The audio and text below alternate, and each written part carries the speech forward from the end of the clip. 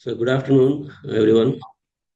Welcome to the session on the revenue from contracting to customers. My name is Ravi Kiran. I am a chartered accountant, cost accountant, and a CPA. Worked with Big Four for about 13 years, roughly around 28 years of post qualification experience. Currently, I'm leading an assurance and advisory practice, taking care of all the complex accounting and audit scenarios.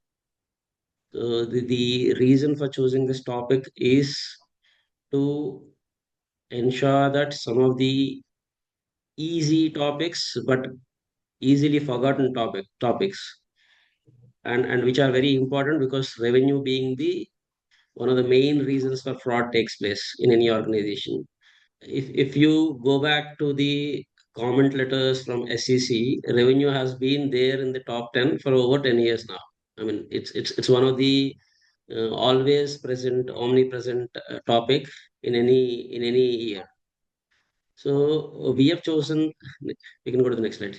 Today's agenda will cover these things. I'll refresh the five-step model which is suggested by IFRS 15, and we'll discuss about these eight topics critical to the revenue recognition overall.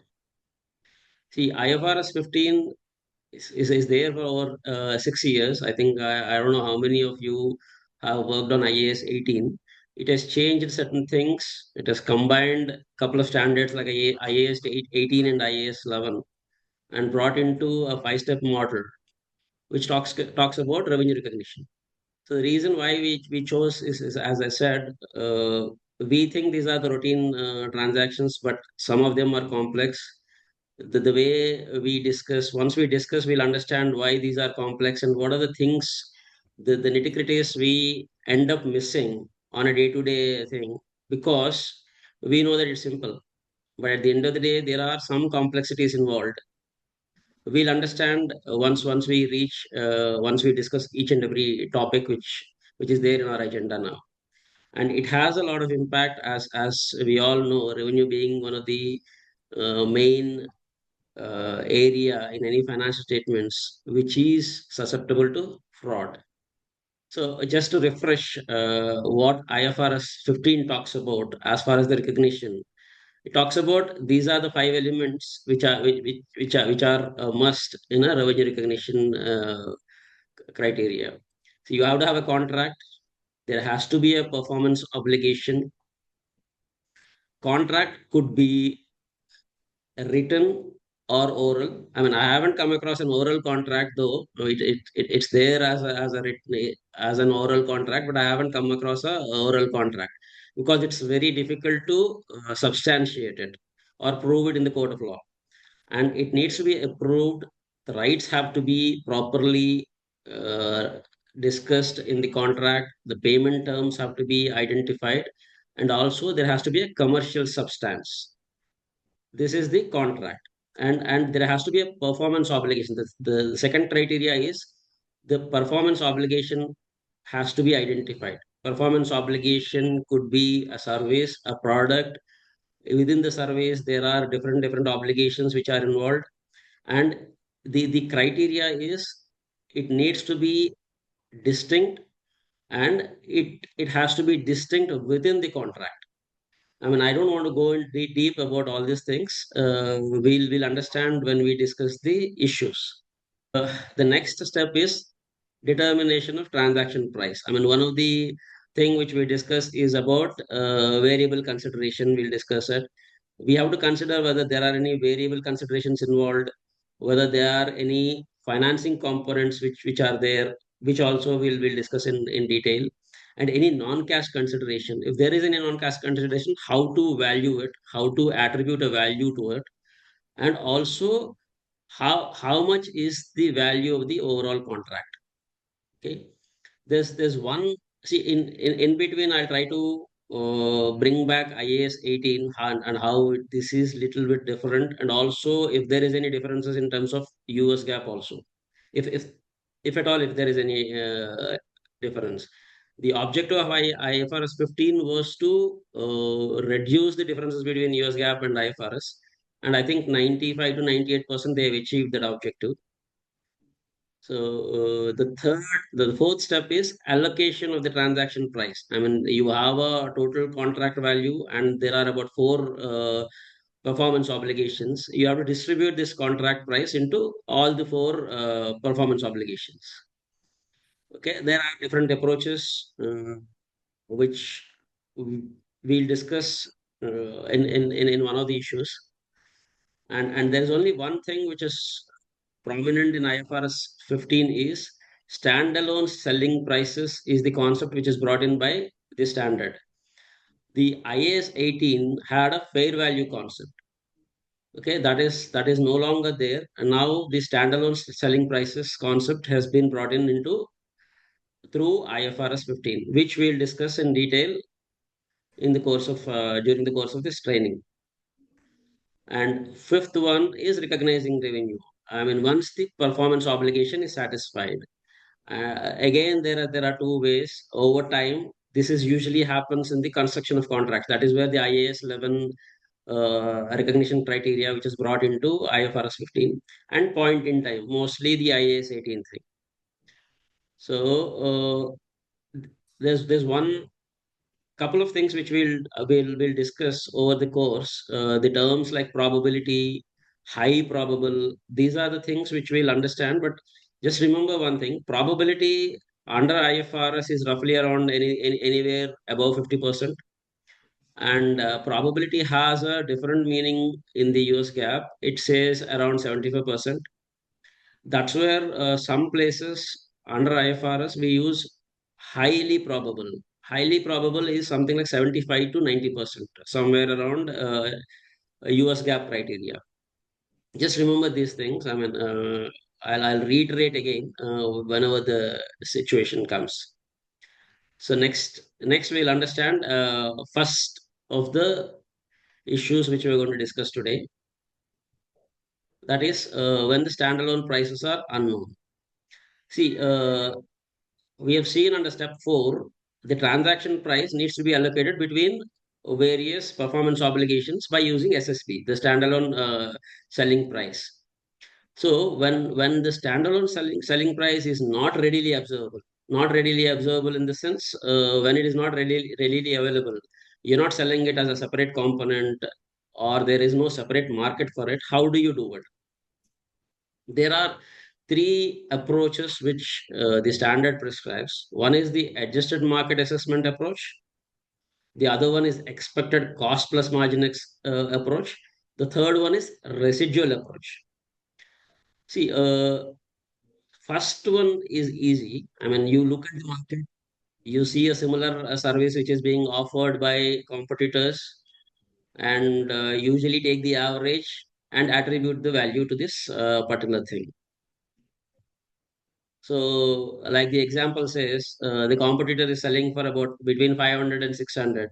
You say it is 550 because you don't have a readily determinable price in your organization.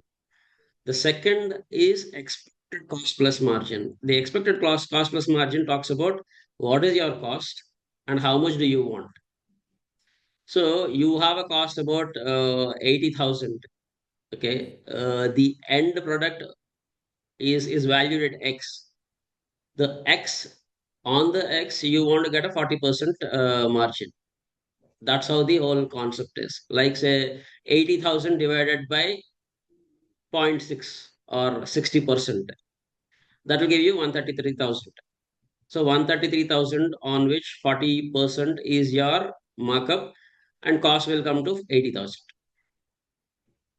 The third approach is residual approach. You have 3 or 4 performance obligations, more than 2 performance obligations, and you have a total cost of about $2,000, $3,000, whatever it is, and you are allocating $800 to the readily available products, and the balance will be given to the product where the cost is not available, the standalone selling price which is not available.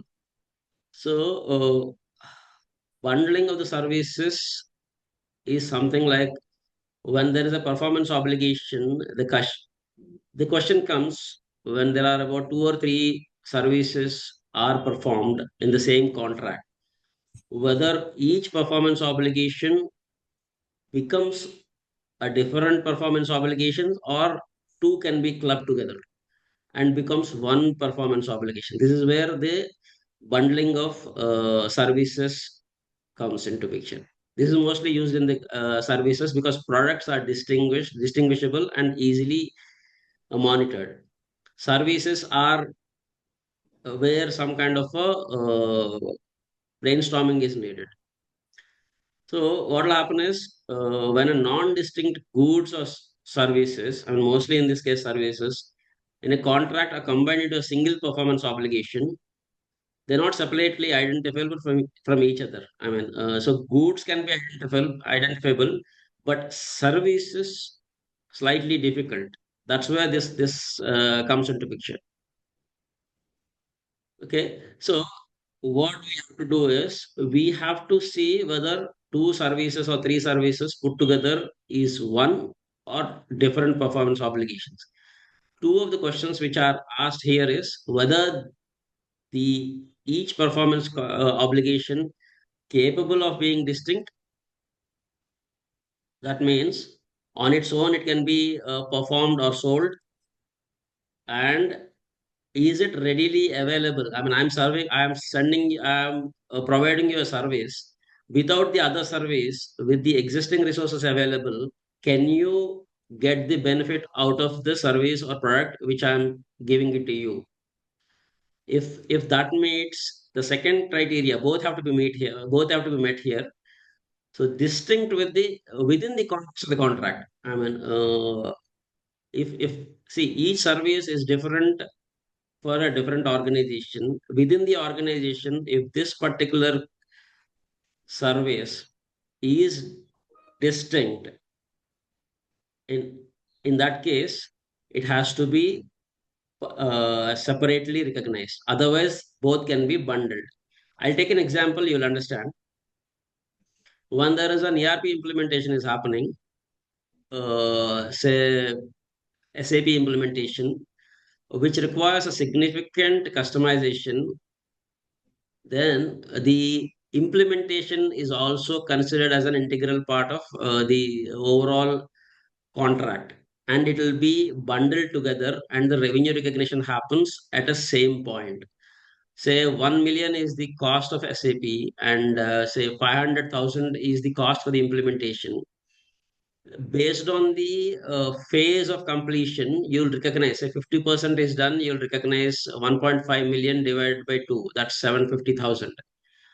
Imagine if it is something like a tally software, or say Zoho. I mean, I'm just taking an example. So that software can be implemented by anybody, or you already have an existing resource who can customize it and implement it within your system, and the same costing will take it. 100,000, 1 million for the license, and 500,000 for the this thing. So you will not recognize this 500,000. You'll only take that 1 million and recognize it. And in a case where both service and the product are distinct, if the customization is taking more and product is already delivered, you recognize 1 million completely, fully, and based on the implementation, you'll recognize the revenue of the software implementation stepwise. So one question I can see, how will construction contract revenue is recognized? Is mostly by percentage of completion method. Does it answer the question? I mean, there is a question I saw, Sai. Yes, there are two questions actually. One is on construction contracts, and the other is on if it's a lump sum contract where materials and services could be segregated, how can we allocate? So this is on bundling again. So in a case where it's a contract has both materials and services, how should we allocate the transaction price? I was just talking about that only. Material delivery has happened. You recognize the material, that performance obligation is complete. So you recognize the revenue 100% once there are no strings attached. Okay, no more performance obligation is pending. Then you recognize the revenue for the product, the associated service, so installation or implementation, these things based on the percentage of completion at the year end or period end, you'll recognize the revenue. So variable consideration comes when the price changes based on collectability or any discounts which are in offer or any concessions which were given or any contingent payments which are there. Say suppose today I'm saying 100,000 is the amount which I'm charging, but I know that the customer can't pay say more than 80,000. I'll not recognize the entire amount. I'll just recognize 80,000. So this is again a change from IAS 18. IAS 18 at the time of contract, at the time of collectability, the revenue changes. In IFRS 15, when there is a doubt in collectability, the whole contract, the whole revenue itself is not recognized. There's a slight change between IFRS 15 and IAS 18 there on the collectability. Okay, and I'll go through the examples here. So there is a price concession. So you know that you'll only collect 80,000. You'll recognize 80,000, even though the contract, the invoiced value is 100,000. So when there is a rebate based on the volume, so in this example, they are saying 5% rebate if the customer buys 500,000 in a year. In Q, the probability is that they're going to achieve the target of 500,000. So you'll have to provide them 5% discount. But in Q1, you realize that there's a 50% chance, 60% chance. So how much you'll recognize? So 60%. So the rebate value would be 150,000 into 5%. That's about 7,500. On that, you'll take 60% probability. That's about 4,500. This is the discount which I am going to offer or rebate which I'm going to offer and recognize 150,000 minus 4.5 thousand for the Q1. And this will be changed in Q2, Q3, Q4 as such. And once it crosses 500,000, the probability is anyway reached 100%. So you will start applying that 5% for every amount billed after 500,000. That's how this volume rebates works.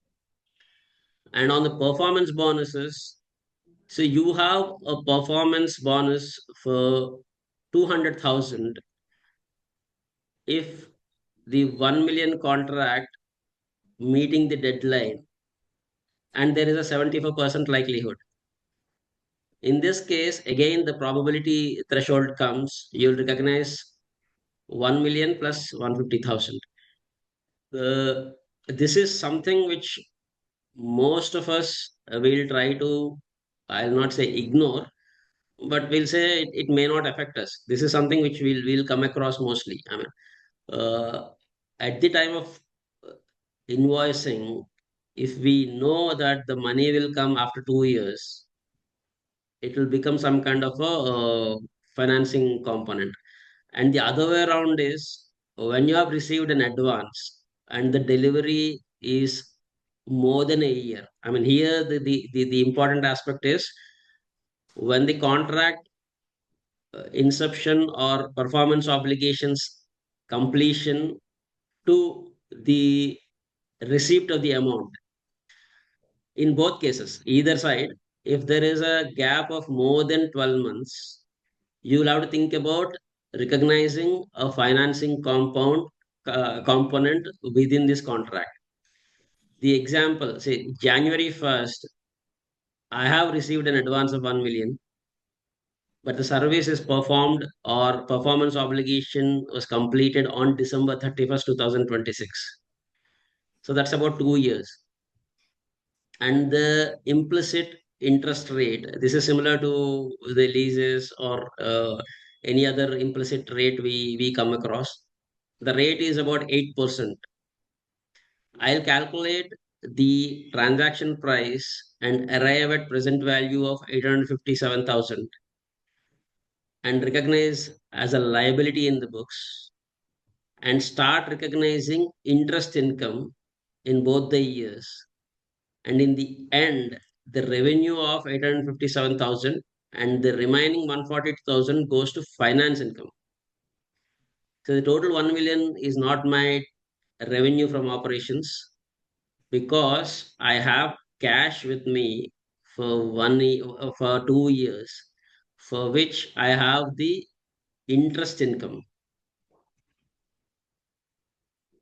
So it's the other way around is today I am billing somebody 1 million, but the money comes after 2 years. I'll recognize 850,000 as a revenue again, and over a period of time, I'll add same. The workings will be same, the amounts will be same, but the recognition instead of a liability, I'll recognize receivable for 1 million, and I'll use the interest income and revenue to reduce that asset. That's how this thing works in case where the money is received at a later stage. What we have shown here is an advance payment. The other side is similar, the numbers are same, but the accounting slightly differs. Yeah. Thank you, sir. So from here, I'll be taking you all through. First of all, good evening. By way of introduction, I'm Sai Kumar. I'm a qualified chartered accountant, qualified back in November 2020, and it's been 5 years. It's been 5 years as a post qualification. And during my initial stages of the career, I worked with Deloitte for about 4 years, and then I started working with Spectrum Auditing as a manager, and I'm here from the last 1 year. So Ravi sir has taken us through fundamentals as well as the complex scenarios in IFRS 15. I personally connected to the bundling example where we have to identify performance obligation to see whether that has to be distinct or it has to be bundled. So similarly, I'll be taking you all through the next set of complex scenarios. The next I'll be covering four complex scenarios. One is agent versus principal considerations, where it seems to be straightforward, but it is little tricky. At the same time, we have bill and hold arrangements. It is contrary to the regular control concept that we all understand. And the next one is on uh, the next one is on consignment assignment, where again delivery has no relevance to demonstrate control. And finally, will also talk about warranties, which are post sale obligations. So we'll all see how what are the nuances in all these complex scenarios.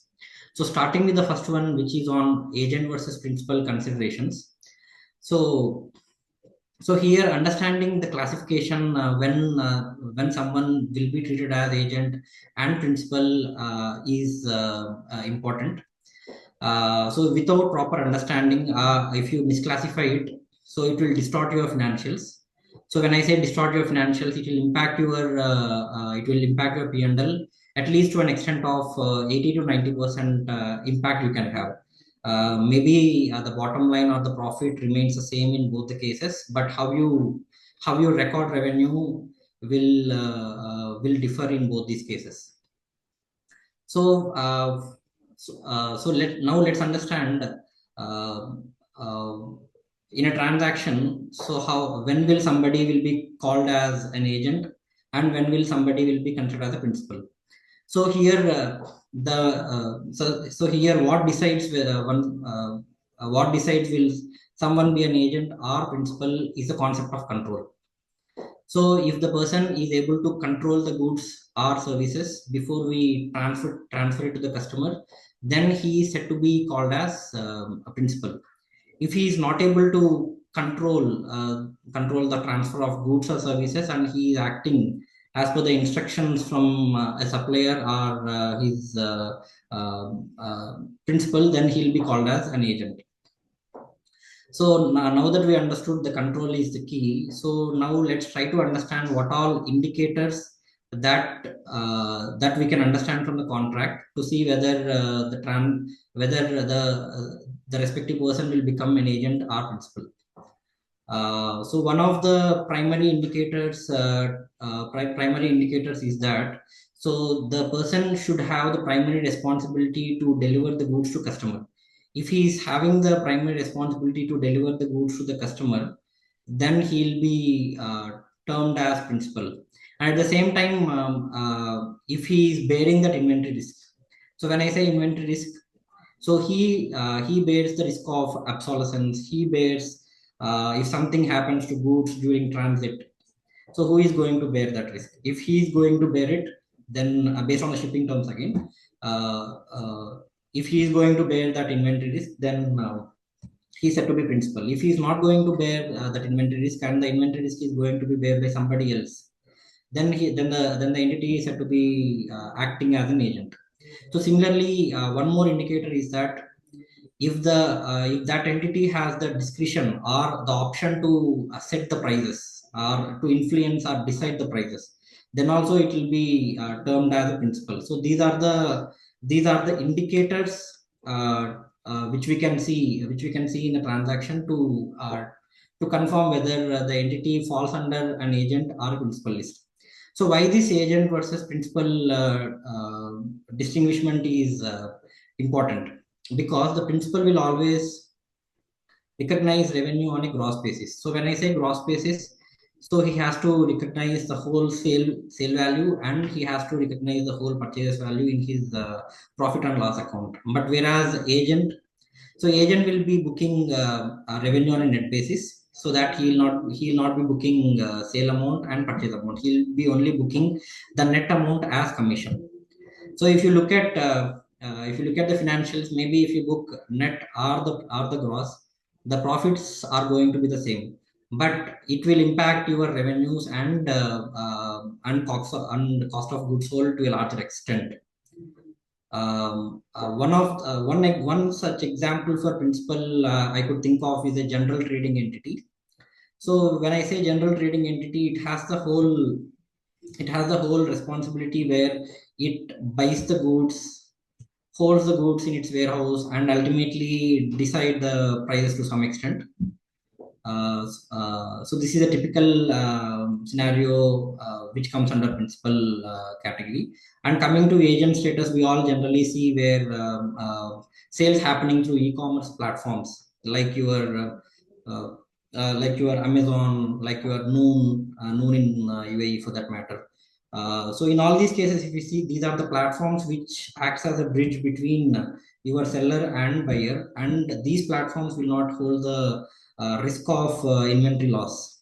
So if whatever happens to goods during transit, they are not responsible. They are not the ones who is deciding the prices. So in all these cases, so in this case, Amazon is said to be an agent, and accordingly, they only have to book commission and not the gross revenue. So this is and again, so this is one typical example of substance over form. So when I say substance over form, so there are cases where agent will raise an invoice to the customer, and agent will in turn raise an invoice to the supplier, but he doesn't have the control on the goods during control on the goods. Then he should not be booking revenue on a gross basis, even though he is raising invoices. Either to he is receiving invoices from the supplier, and he is raising invoices to the customer. Just because of the fact he is raising invoices, he should not be booking gross revenue. So control is the key. So that's where this is said to have a best example for substance over form. Always the form is not relevant, only substance is relevant. In this case, control is relevant and not the invoicing part. So these are the principal indicators that we discussed. One is on the primary responsibility lies with him, inventory risk, and the pricing discretion. So if these three indicators, these are the indicators which decides whether a control is with the entity or control is not with the entity. So moving on to the next one, which is on bill and hold arrangements. Uh, so bill and hold arrangements is again similar to the control. Is an example for control, uh, but it is slightly different from agent versus principal. Where in agent versus principal, we'll be focusing, or the key risk is the classification risk. If you misclassify it, then you will end up booking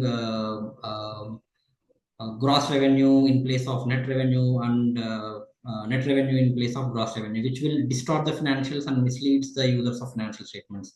But here, in bill and hold arrangements, again, we are thinking about the control concept only. But here, unlike the classification risk, so here we'll have timing risk or the cutoff risk from an audit standpoint. So when I say cutoff risk here, the major risk is that, so when to recognize revenue. Is it as soon as the delivery happens, or is it even though delivery has not happened, is it okay to book the revenue? So that's where this becomes relevant.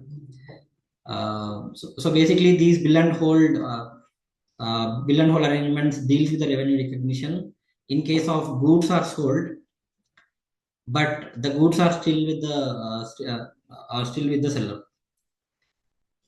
This is actually an exception to the general process, but it is still okay because the common reasons could be customer, because the customer himself has said the seller not to deliver, maybe because of the space issues, maybe because of the logistics or the supply chain issues that he is going through, or because the factory is not ready to use that specialized machinery. So he intentionally wants those goods to be in the seller premises itself.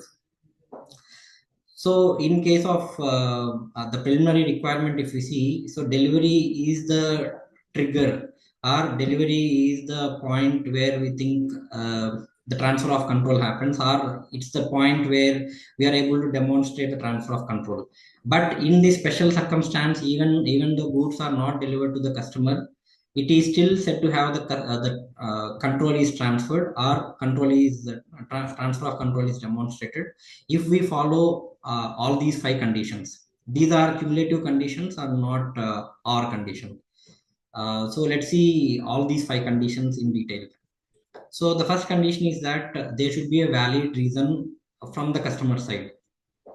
So when I say valid reason, so as we discussed before, so it could be any situation where customer is going through the warehouse space constraints, or he is experiencing some logistics or supply chain issues, or maybe the factory is not ready to use that specialized kind of equipment.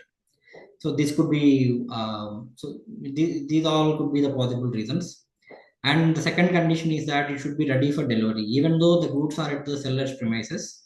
So we should be the goods should be complete, and we should identify those goods and make it ready for delivery. And the third condition is that seller should segregate this inventory and keep it aside, and it should not be mixed with the regular inventory. And the fourth condition is that seller should not have any alternative use, or he should not think of selling it to the other customer. And fifth condition is there should be a payment terms agreed and legally binding from the inception of the contract. So if all these conditions are met, so we can the seller can recognize revenue even though even the delivery has not happened.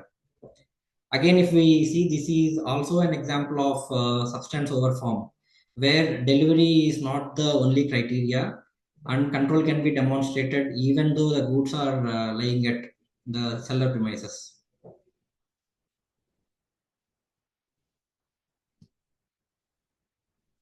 And the third complex scenario is the consignment assignment. So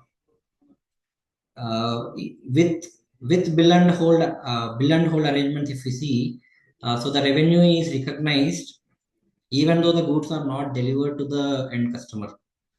But in consignment cases, even though the goods are delivered to the other party, we will not recognize revenue.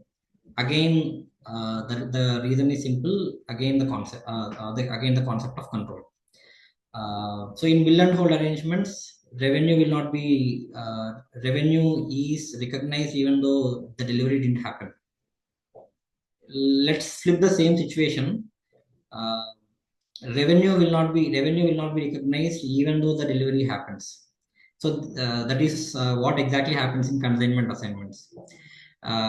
Let's take an example of manufacturer sending some car manufacturer sending some goods to its car dealer. In this case, so just because the delivery happened from manufacturer to the car dealer, we should not be recognizing revenue because it's a kind of consignment arrangement. So when I say consignment arrangement, so the control is still with the consignor until the final sale happens to the customer. So the next question arises: what all triggers we'll have to identify whether this arrangement will be a consignment arrangement? So we have three major indicators which demonstrates the arrangement is more of a consignment arrangement and not of a regular transaction. So what are those three indicators? Let's go through one by one. One indicator is that return rates. So consignor can demand the goods from the consignee at any time before it gets sold to the end customer. So in this case, it's an indicator that this arrangement is more of a consignment and not of a regular transaction. And again, the second indicator is a payment obligation. So the consignees will not have payment obligation until and unless it gets sold to the end customer. So in these cases also, we can, this indicator confirms this is more of a consignment arrangement and not a regular kind of a arrangement. And the third thing is with respect to risk and rewards. So this transaction, if the transaction is more of the risk and reward lies with the consignor, even though the delivery happens, again, this is an indicator that this arrangement is more of a consignment arrangement and not of a regular arrangement. So these kind of arrangements we generally see in case of distribution and retail sectors. And for the clients which are into those kind of industries, so the differentiation between the consignment arrangement and regular arrangement becomes the key, because you should not recognize the revenue even though the delivery happens. So it will actually influence your revenue, and there is a risk of over recognizing sales. So if that should not happen, so we should have the clear understanding of what arrangement can become a consignment arrangement. Uh, Moving on to the next complex scenario, which is on warranties. So this is little different from the last three scenarios that we discussed, because the last three scenarios, if we see, it's more or less it talks about the control. But in case of warranties, so it talks about the post sale obligation. That is when after the control gets transferred, what are the post sale obligations are there. So it deals with that. So generally, whenever people talks or thinks about warranties, so we'll always think of creating a provision or creating any kind of expense as per IAS 37, which is provisions, contingent liabilities, and contingent assets. But IFRS 15 has some nuances where if it is a standard warranty, or if it's a assurance type of warranty, then it can be routed through P&L. It can be routed through provision. But in cases where it's an extended warranty, revenue recognition will also get impacted. Okay, let's see let's talk about what all types of warranties that we have. Um, If the warranty is only assures quality and doesn't provide any additional service, so it is said to be an assurance type warranty or a standard warranty. In these cases, we should not treat the product and warranty as two separate performance obligations. It should be treated as one single performance obligation. So in that case, what we'll be doing, we'll be recognizing the full revenue upfront. That is, as and when the product gets delivered, we'll recognize the full revenue, and based on the past trend, we'll see the expected cost, and we'll create a warranty provision accordingly.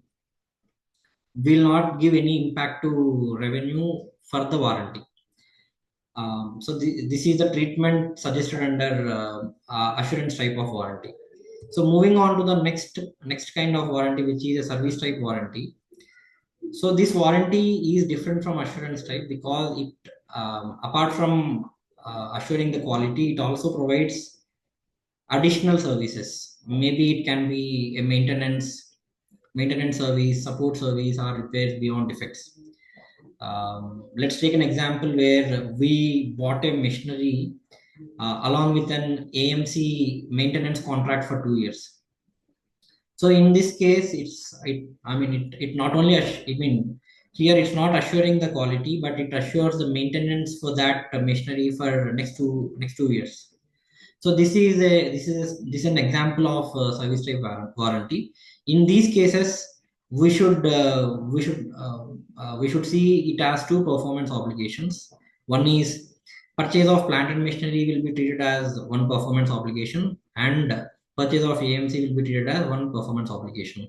In cases where we have got a bundle price for these two performance obligations, then we should be allocating that bundle price to the performance obligations using standalone selling prices of those performance obligations. Let's take an example where a plant and machinery is purchased along with an AMC for 2 years. In this case, the bundle price of two PUs are, let's say, $1,000. Let's say if we see the standalone prices of those two performance obligations, that is, one is product. Let's say the standalone price is $900, and the warranty service or the AMC service, let's say the standalone price is $200. In this case, since we got a bundled price of $1,000, so we have to allocate this bundled price to these two performance obligation in the ratio of their standalone selling prices. That is, for product, we have to this bundle price of 1,000 has to be allocated in the ratio of their standalone selling price, which is 900 pertains to product, and 1,100 is the total standalone price, which gives you 818. And this product revenue, since this is more of and control is demonstrated at a point in time, so we'll be recognizing revenue as soon as the product gets delivered. But coming to warranty, which is the residual amount, that is, out of 1,000, if 818 is the product price, 182 becomes the warranty price. And this warranty, the control gets transferred to the end customer over a period. So we'll also recognize revenue over the period. So in that way, the product revenue is recognized upfront upon delivery, whereas the revenue pertains to warranty will be recognized over the period. Moving on to the next thing, which is on red flags. So far we have discussed all the complex scenarios. So now we'll try to understand what are the red flags that we have if we see any such cases. What are the typical common pitfalls or audit adjustments where we generally come across in these kind of scenarios? Um, I'll hand over this to Ravi sir, where he'll be covering the first three items, and the next three items I'll be taking you all through. Over to you, sir. Thank you, Sai. It is a very insightful thing to understand those critical concepts. So we've discussed these things like bundling, we've discussed variable consideration, we've discussed, and the financing components. So when the bundling, when we are bundling a contract where each performance obligation can be easily is a distinct one, and we did not do it. What is the issue? The risk is revenue is recognized before all the performance obligations are identified. What will happen? You will have a different or wrong revenue recognition. I mean, the auditor may question, why did you recognize this revenue? Still, this particular aspect in this contract is yet to be completed.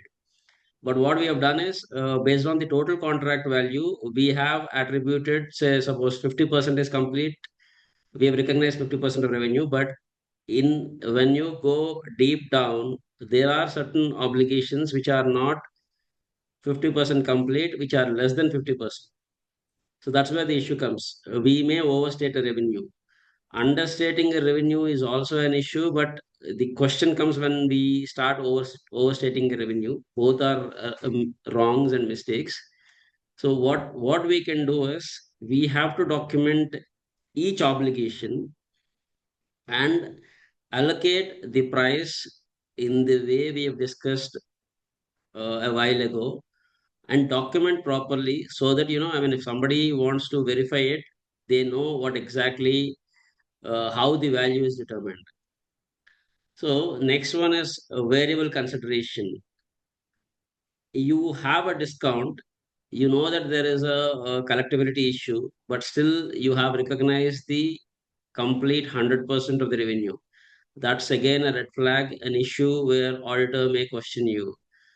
Main important aspect here is show them the past performance, keep track of how the similar contract or in fact the same contract previous payments have happened.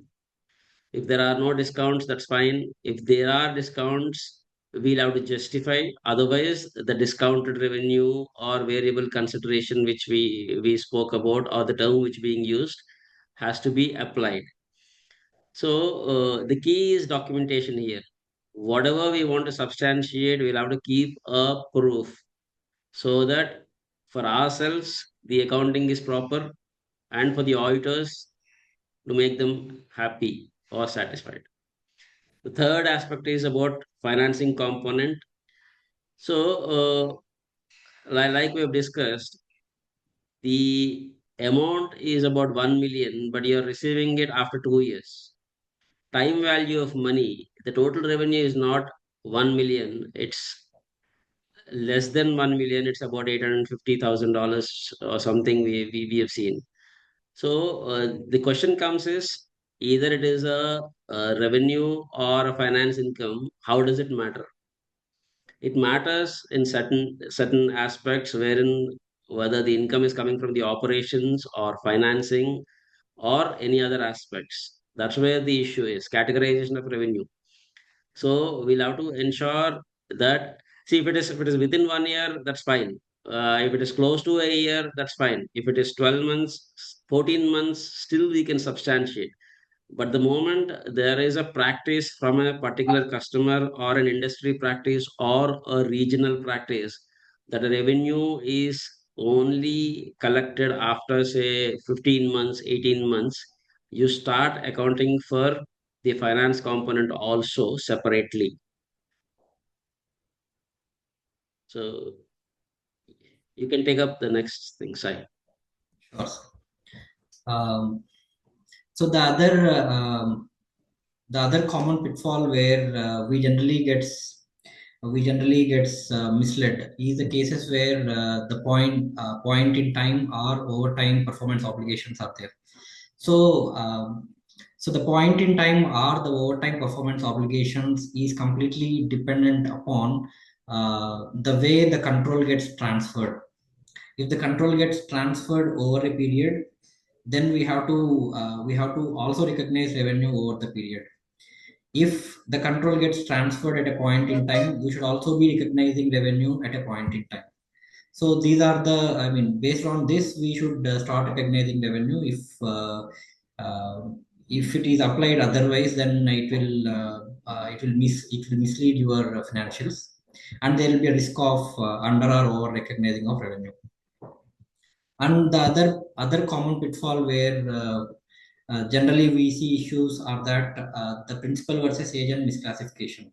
As we discussed in the previous slides, If we don't understand the classification under which the entity falls, let's say the entity falls under the agent category, but we misclassified and treated it as principal, then there are chances of booking revenue on a gross basis, which will again distort your financials, where it misleads the users of financial statements thinking that gross revenue is their actual revenue, but it's not the case. Net revenue will become, we have to consider the net revenue, wherein we have to take the net amount of sale and purchase and not sale and purchase separately. And the next aspect is insufficient disclosures.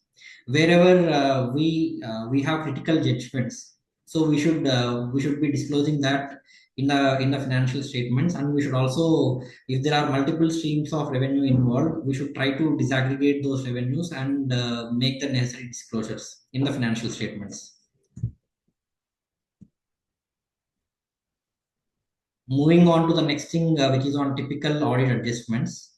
So we have compiled three scenarios here that we generally come across. So the first and the last, Ravi sir will take you through, and the agent, the middle one I'll take you all through because we covered it in the previous slides. Again, as we So discussed, agent in versus this, principal considerations are important. If we misclassify certain transactions, then there are high chances that you will end up recognizing revenue on a gross basis, where net revenue has to be recognized, and vice versa can also happen. So for this, we should have a clear documentation in place to demonstrate whether the entity falls in the category of agent or a principal. Over to you, sir. so we have received upfront payment. The entire amount is recognized as a revenue. So the issue here is, as we discussed, it should be recognized as a liability under the deferred revenue, and slowly move periodically based on the performance, based on the time. You'll have to move it into the revenue by using a either percentage of completion or percentage of time, or time completed, oh, depending on exactly the type of the contract. So we should never recognize the full revenue just because we've received the money, or the contract has commenced. It's based on the performance obligation, completion of the performance obligation criteria. So the adjustment which we have to do is reduce the revenue and increase the deferred revenue. And you can reverse it back as and when the time comes. The other thing is about volume rebates. So this I think we have already covered, but I'll just say you have ignored. We have covered it as an audit red flag. So what the issue we have identified, the outcome or the remedy is to reduce the revenue, and the liability has to be increased. When there is when there is an issue of the when you identified that there is a variable consideration aspect which you ignored. Yeah, if you have any questions, I think we can discuss now. I saw a few questions on contract accounting. I'll just clarify them.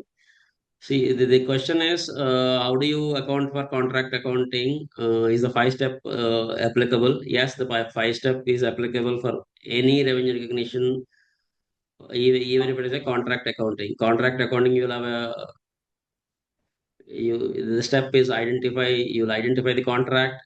What is the performance obligation? If it's a construction contract, construction of a building, machinery, whatever it is, that's the performance obligation. What is the price you determine?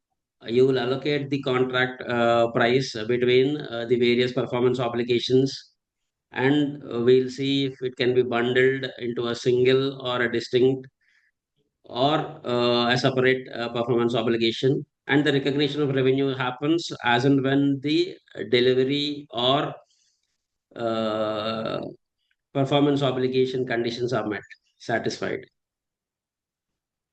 The next question came something to do with output method basis. It's again the same thing. You'll go ahead with based on the completion or the stage at which the completion or the contract has happened, you'll recognize, you'll take the input from the engineers, or if it is based on the, say, 100 products deliver has to be delivered, you have delivered 50, you'll recognize 50% of the revenue.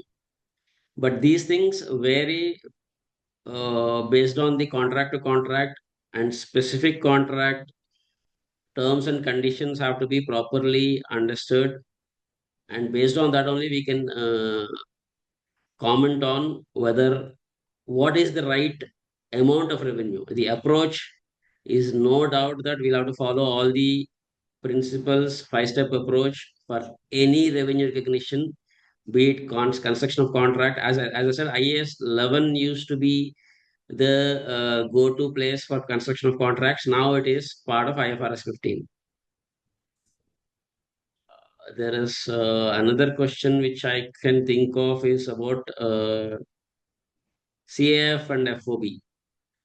CAF and FOB, when the performance obligation is satisfied, the performance obligation is met the moment the goods, I think, land onto the on the load at the time of loading.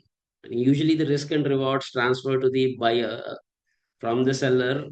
This is the usual practice which I'm talking about. Specifically, if there are any conditions which are mentioned in the contract, the answer or output may vary. But generally, this is what happens when the control transfers, when the risks and rewards are transferred, be it CAF or FOB method, that is upon loading, the revenue recognition happens. Are you discounting the total amount received for 1 million? Yes. I if again the conditions, if it satisfies that it's more than a year, it is an advance payment, and the period is 15 months or 18 months or 2 years or more than that, that advance which is received has to be discounted, and the accounting which we discussed has to be applied. Service and materials cannot be segregated. How we can arrive the service part? This is again, we have discussed this standalone selling price, distinct and bundled. Again, the same thing will have to apply. Or do we have any market? If there is an active market, you take the market rate. If you have a past performance similar to it, you will use your judgment and past performance and assign a value. If there are no observable market, or if you don't have what do you say, knowledge of how it is accounted in the past, you use the simple method as the cost plus, and the allocation has to happen when exactly the way we have discussed in the bundled approach. Would see one question on the cost related to service warranties. In case of service warranties, as we treat them as a different performance obligation, so the revenue will be recognized over a period, and accordingly, to have a matching concept in place, the cost should also be recognized accordingly. And the other question I could see on consignment arrangement, where legal title transfers to the distributor, but payment occurs only upon resale, inventory is returnable. If we see the nuances of this, so based on the facts that you shared, and again applying the substance over form concept, the revenue should not be recognized by the consignor until the final goods are sold to the customer. Till then, it will be treated or earmarked as consignment inventory. Consignment inventory in consignor books itself, applying the substance over form here. And I could see one more question on bill and hold arrangements. Some of the times the customer will ask us to bill us, especially during the year end, but the delivery he takes to hold us due to, if it is genuinely because of space issues, then yes, and all other conditions are met, That is, there is a valid reason, goods are segregated, payment terms are enforceable, and goods are ready for delivery. So if all these conditions are met and the reason is genuine, then we can still recognize revenue. Maybe there are cases where they want to show more sales, and thereby some of the this is where the fraud risk also happens, and this is one typical example of management override of controls, where management will show additional sales just before the end of the year to show more profits or more sales in order to achieve their KPIs because of whatever incentives linked to the KPIs. Maybe it could be sales, it could be net profit, it could be anything. So maybe in those cases, if the we have to see the genuinity of the transaction also, and it depends on case to case basis. But prima facie, if you look at based on, I mean, as we are thinking, it's because there is a valid reason, as you mentioned, there is a space constraints, then we can still recognize revenue under bill and hold arrangements. Can we use the date on the AWA bill to record revenue? I face this issue especially. These are all, these things depend on the risks and rewards when they are transferred. If the contract condition says that yes, the risks are transferred, then probably yes.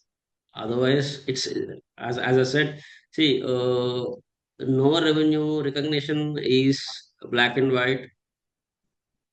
I've seen at least more than 50% of the transactions are not. Just plain time and material contracts are also having a lot of issues. So we'll have to ensure that all the five conditions are met, and then only we can. My advice is, I mean, I'm there in this industry for over 28 years. As I did my CWA in 97, and 99 was the CA. So it's more than 28 years. Most of the times I was an auditor, and later on I moved into accounting. The best thing I can advise is the documentation. Any conclusion, any decision which we take has to be substantiated based on a literature, a past experience, or an industry practice. First is the most important thing. Second, two can sail you through, but it will be a very difficult sail. And one other thing which I want to emphasize is, if you have any specific questions, not just on the revenue recognition, any IFRS or US GAAP aspects, you can reach out to us. Okay, you know about us, you have all the contacts. Please reach out. We'll be able to help you. Both US GAAP and IFRS. And IFRS is in India, so in Indian GAAP too. Time was limited. Probably at times we may have rushed it. But please understand, you can go days together just to discuss about revenue and one topic itself, one aspect of revenue recognition. Thank you.